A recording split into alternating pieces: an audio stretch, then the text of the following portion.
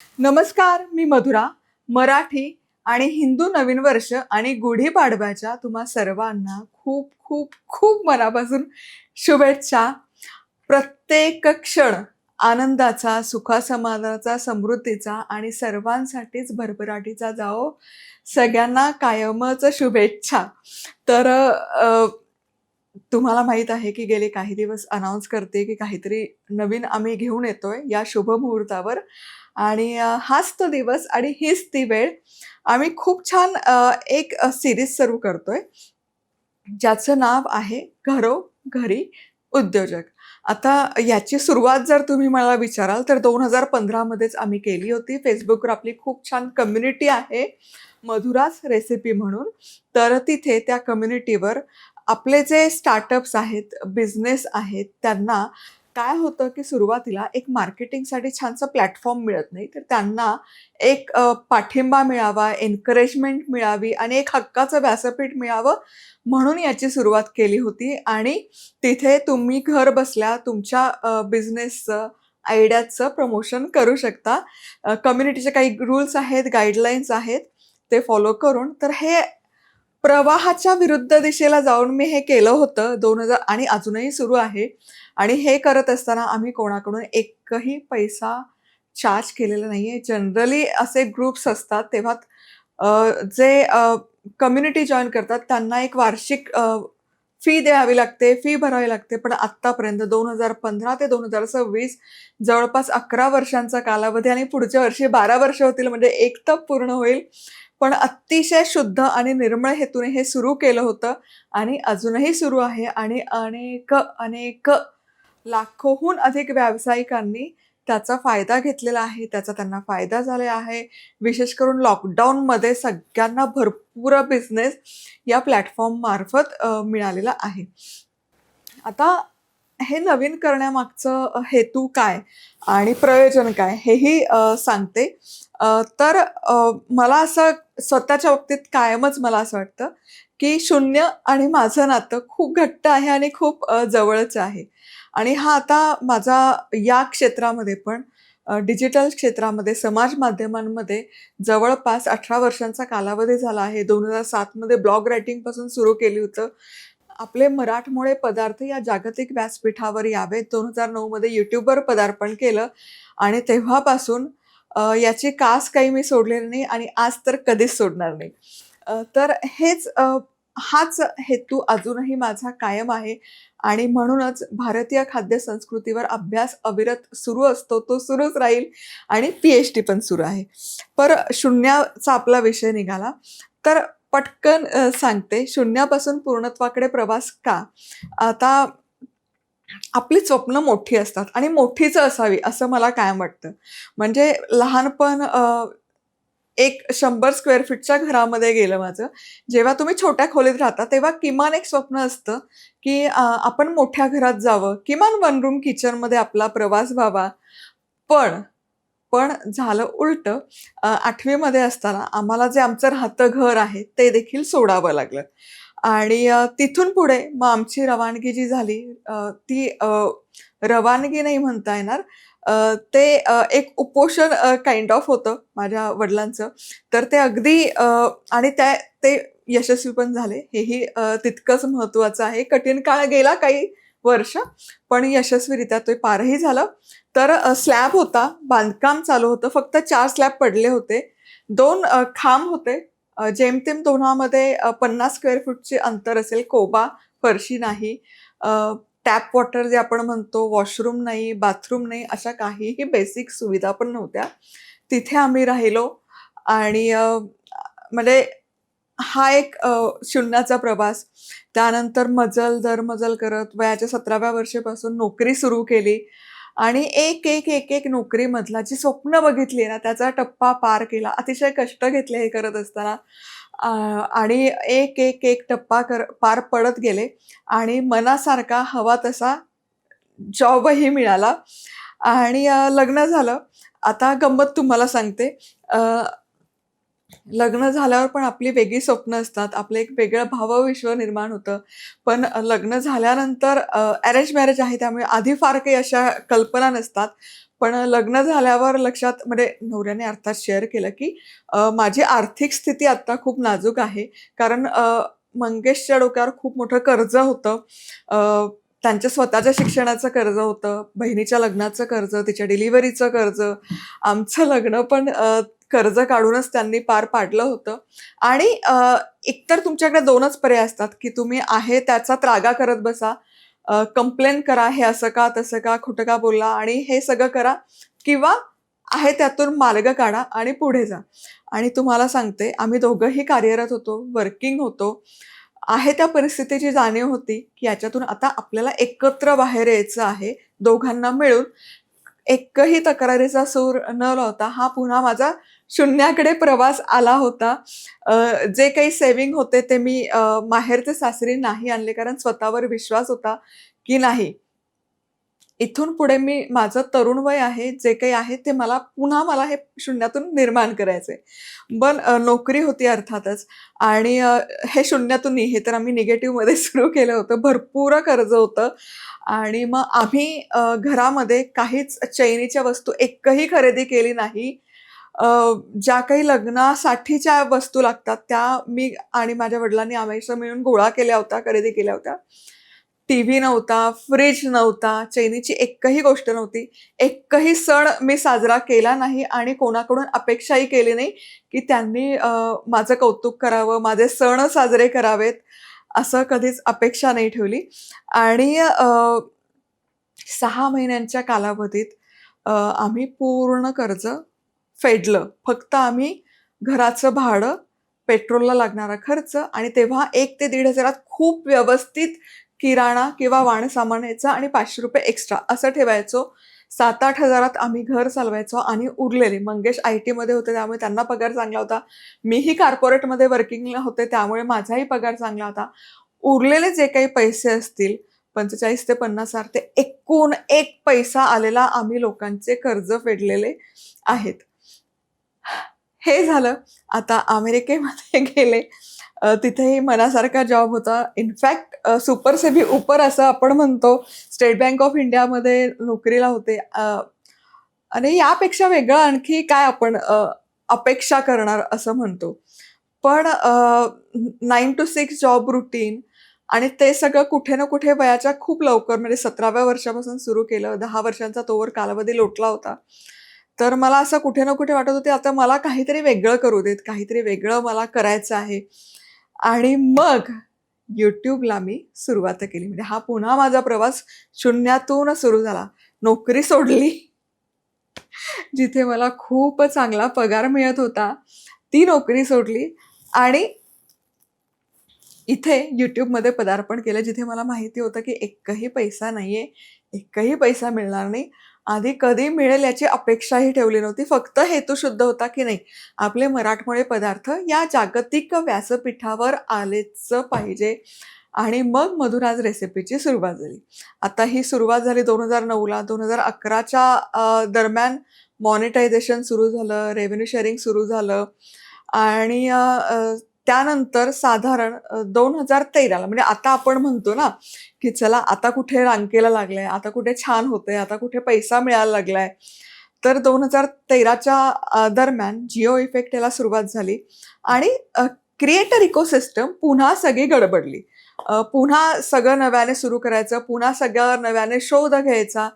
तर माझ्यासोबत ज्यांनी कंटेंट क्रिएशनमध्ये सुरुवात केली होती ते तुम्हाला सांगते 2012च्या दरम्यान 11 आणि 12च्या दरम्यान सगळ्यांनी कंटेंट क्रिएशन सोडलं होतं. त्यामध्ये त्यांनी कंटिन्यू केलं नाही.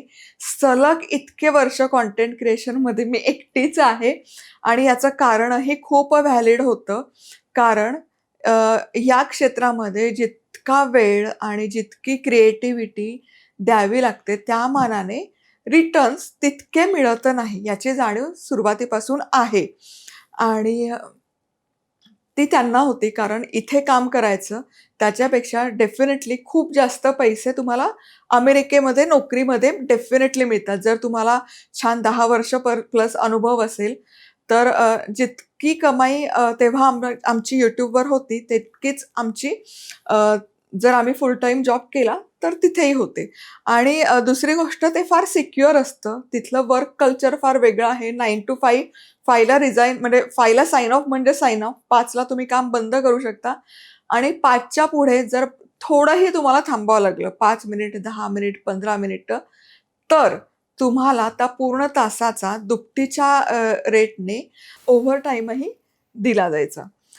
हे माझ्या वेळेस होतं. आता गोष्टी बदलल्या असतील, मला माहिती नाही. पण हे असं होतं. त्यामुळे मग सगळे प्रेफर करायचे, की चला, की हे सगळं विचार करता हे छान सोप्पं सिक्युअर लाईफस्टाईल. शनिवार, रविवार सुट्टी असते. 9 to 5 वर्क कल्चर आहे. त्यामुळे माझ्यासोबत ज्यांनी सुरू केलं त्यांनी ते 2012 मध्येच बंद केलं आणि ते त्यांच्या फुल टाईम प्रोफेशन किंवा बिझनेस तिथे ते सेटल झाले. आता मी 2013 मध्ये भारतामध्ये आले. जिओ इफेक्ट आला. आर्थिक गणितं सगळी कोसळली होती बाय दॅट टाईम क्रिएटर इकोसिस्टममधली. मग आता करायचं काय? मग तेव्हा मग विचारपूर्व आणि सगळा अभ्यास केल्यानंतर, रिसर्च केल्यानंतर एक गोष्ट लक्षात आली, की आता आपण रिजनलकडे वळूयात आणि मराठी चॅनलची सुरुवात केली. नमस्कार, मी मधुराज रेसिपी मराठीमध्ये तुम्हा सगळ्यांचं खूप खूप खूप मनापासून स्वागत. तर आज आपण मिसळपाव कसा बनवायचा ते पाहूयात. तर सगळ्यात आधी मिसळपावचा मसाला कसा बनवायचा ते बघून घेऊयात. तर तवा मी मध्यम आचेवर तापवून घेते. पण मराठी चॅनलची सुरुवात केली तेव्हा सगळ्यात शॉकिंग गोष्ट जी होती ती म्हणजे रेव्हेन्यूमध्ये होत असलेला शिफ्ट, रेव्हेन्यूमध्ये होत असलेला बदल. जो RPM मला इंग्रजी चॅनलला मिळत होता त्याच्यावर 70% घसरण ऑलरेडी झाली होती. आणि मग अर्थात तेव्हाही विचार येतोच, की जर मला खाद्यसंस्कृतीमध्ये काम करायचं असेल तर माझ्याकडे फक्त हाच प्लॅटफॉर्म हा एक पर्याय नाही. इतरही बऱ्याच गोष्टी आहेत ज्यातून ते मी माझा हेतू पुढे नेऊ शकते. 2016 मध्ये सुरू केलं. साधारण 2016च्या शेवटी हे लक्षात आलं, कारण मॉनिटायझेशन व्हायला, पैसे यायला वेळ लागतात. आणि मग अगेन शून्याकडेच आलं असं मी समजते, कारण इतकी घसरण झाली होती RPM मध्ये तेव्हाच. आणि मग आम्ही त्या विचारात होतो की करायचं काय. आणि त्याच्यामध्ये मराठी चॅनल सुरू करण्याच्या आधीपासून मी इंग्रजी चॅनल आणि माझं QK डिजिटमध्ये टॅलेंट मॅनेजमेंट एजन्सीज आहेत त्यांच्यासोबत असतं. तर या सगळ्या चर्चा आमच्या होत होत्या, डिस्कशन्स होत होत्या, की खूप परिश्रम आहेत या क्षेत्रात काम करायचं तर टू मच एफर्ट्स आहेत. पण मला म्हणजे माझे स्किल सेट्स आणि ॲबिलिटीज जर विचार केला तर मी दुसऱ्या क्षेत्रात पण तितकंच उत्तम काम करू शकते आणि ह्या हेतूसाठी पण करू शकते. सो हे सगळ्या चर्चा होत होत्या. तर त्या दरम्यान 2017 मध्ये आम्ही हैदराबादमध्ये होतो. गुगलच्याच एका मीटसाठी, वर्कशॉपसाठी. तेव्हा गुगल खूप इव्हेंट्स घ्यायचं. गुगलचा पहिला इव्हेंट 2014 मध्ये झाला आणि त्या पहिल्या इव्हेंटला जायचं पण मला संधी मिळाली होती, कारण दुसरे कोणी कंटेंट क्रिएटर नव्हतेच तेव्हा. मी, बी युनिक आणि फॅशन एक इन्फ्लुएन्सर आम्ही असे तिघेच होतो. तेव्हापासून ते 2022 पर्यंत खूप इव्हेंट होत होते कंटेंट क्रिएटरसाठी, कारण भारतामध्ये ते त्यांना बिझनेस स्केल अप करायचा होता. तर हे सगळं चालू होतं. मग हैदराबादमध्ये आम्ही होतो तेव्हा एक आयडिया क्लिक झाली, की आपण आता इथे अडकून नाही पडायचं. Creator ecosystem, content creation. तर we need to learn to leverage that platform. आणि म्हणून मग आम्ही ठरवलं, की मधुराज रेसिपीचा आपण ब्रँड बिल्ड करूयात. आणि मग तिथून पुढे या प्रवासाची सुरुवात झाली, ती म्हणजेच मधुराज रेसिपी मसाल्याची. मग काय करायचं? 1 वर्ष आम्हाला गेला या सगळ्या. बरोबर मला तो दिवस आठवतोय. 5 ऑक्टोबरला आम्ही हैदराबादमध्ये होतो, तेव्हा ती आयडिया आमची इनिशिएट झाली 2017ला.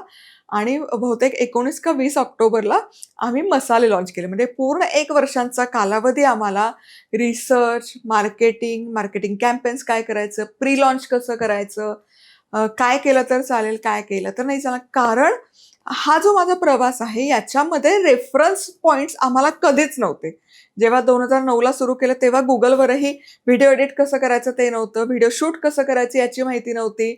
2018 मध्ये आमचा ब्रँड आम्ही जेव्हा आणला तेव्हाही भारतामध्ये कोणीच स्वतःचा ब्रँड लॉन्च केला नाही.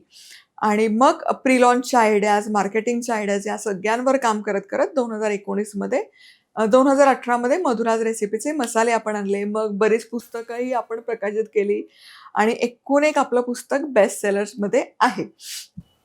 तर सांगायचा मुद्दा असाच की शून्यापासून पूर्णत्वाकडे प्रवास, याला मी म्हणते की जाणीवेतून नेणिवेचा प्रवास किंवा कोहमपासून सोहमपर्यंतचा प्रवास आपण ज्याला म्हणतो, हे कुठे ना कुठे असं घडत गेलं, असं होत गेलं. आणि हे होत असताना कायम असं वाटायचं की आपण सगळे हे जे करतोय तर आपण आपल्या जे कम्युनिटी आहे, आपला समाज आहे, आपण त्यांच्यासाठी पण काहीतरी केलं पाहिजे. म्हणून मधुराज रेसिपीचा एक आपण Facebookवर कम्युनिटी सुरू केली होती. स्टार्टअप्सला, जे नवीन-नवीन बिझनेसेस आहेत त्यांना एक प्लॅटफॉर्म देण्याकरता म्हणून. आता असं वाटतंय की आता अनुभव गाठीशी आहे. नुसता अनुभव गाठीशी नाही आहे, तर अनेक वर्ष शून्यातून उठलेली आहे, तितक्याच ताकदीने उठलेली आहे. फिनिक्स पक्षी जसा राखेतून उडून पंख झटकून भरारी घेतो, तशी भरारी अनेकदा घेतलेली आहे. म्हणून मग आता विचार केला की हीच ती वेळ आहे. आता इथून पुढे आळशीपणा करून चालणार नाही. तर हा सेगमेंट हा सगळ्यांकरता आहे, घरोघरी उद्योजक. यामध्ये ज्या गोष्टींचा मला फायदा झाला आणि मुख्य गोष्ट म्हणजे अभ्यास. ज्या पुस्तकांचा मला खूप फायदा झाला ब्रँड बिल्डिंग करत असताना, नवीन ब्रँड करत असताना, तर जोनाथन लिव्हिंगस्टन सीगल म्हणून एक पुस्तक आहे. रिचर्ड बक याचे ऑथर आहेत. अगदी छोटंसंच पुस्तक आहे. 80-90 पानांचं आहे. नियमित वाचनाची सवय असेल तर 1-1.5 तासात आरामशीर वाचून होतं. नसेल तर 2-3 तास. एक दिवस इंग्रजी वाचायचा कंटाळा येत असेल किंवा कळत नसेल, YouTubeवर त्यांचं ऑडिओ बुक आहे. CC एनेबल करून तुम्ही ते आत्मसात करू शकता. तेही नसेल जमत तर चाणक्य मंडळ परिवाराचं चॅनल आहे. तिथे सरांचं सत्र झालं होतं. मी त्या सत्राला होते. माझं वय वर्ष बहुतेक 19 असेल तेव्हा, 18 ते 19च्या दरम्यान. तिथे बसून त्या मैदानात बसून ते सत्र मी अटेंड केलं होतं आणि तेव्हापासून ते माझ्या नसानसामध्ये भिनलेलं आहे. मला खूप इन्स्पिरेशन मिळतं त्यातून. त्यामुळे वर्षातून एकदा तर ते पुस्तकही मी वाचते आणि सरांचं सत्रही ऐकत असते. त्याची लिंक मी खाली देते डिस्क्रिप्शन बॉक्समध्ये. मराठीमध्ये आहे ते आणि खूप छान सरांनी ते सांगितलं आहे. तर ते हे होमवर्क आहे तुमच्यासाठी. पुढचं आपण एपिसोड घेऊन येऊच्यात. पण हे नक्की ऐका की हे जर सगळे चॅलेंजेस असतील, इंग्रजी समजत नसेल, इंग्रजी वाचता येत नसेल, तर ऐकू तरी शकता. तर हे सत्र आहे, त्याची लिंक देते मी खाली डिस्क्रिप्शन बॉक्समध्ये. हे नक्की ऐका, जरूर ऐका. फक्त व्यवसाय करण्यासाठी नाही, आयुष्याच्या प्रत्येक टप्प्यावर याचा तुम्हाला उपयोग होतो, अनुभूती येते. आणि शक्य असलं तर मी खूप आग्रहाने सांगेल, त्यांची प्रार्थना आणि उपासना देखील आहे. चाणक्य मंडळ परिवाराचं वेब पोर्टल आहे, तिथे त्याचीही लिंक खाली देते.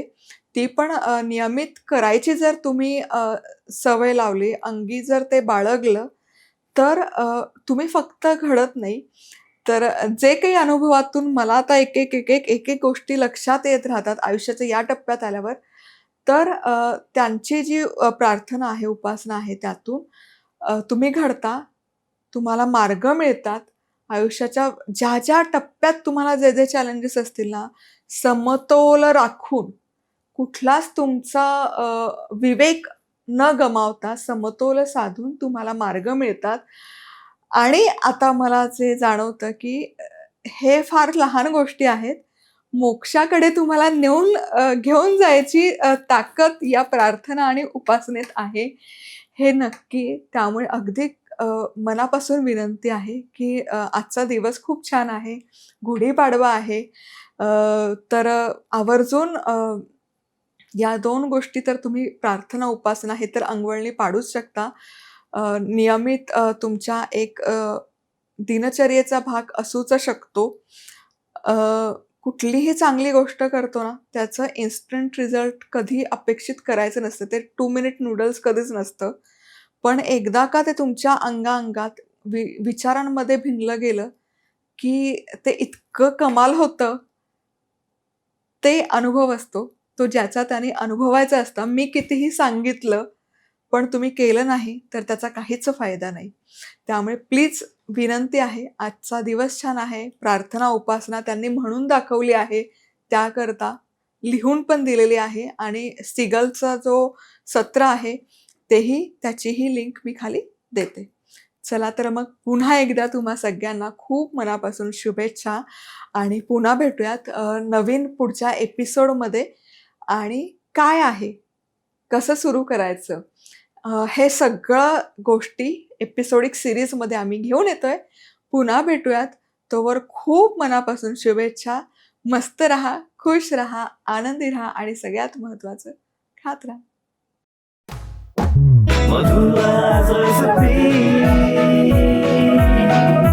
मधुराज रेसिपी, महाराष्ट्राची अस्सल चव.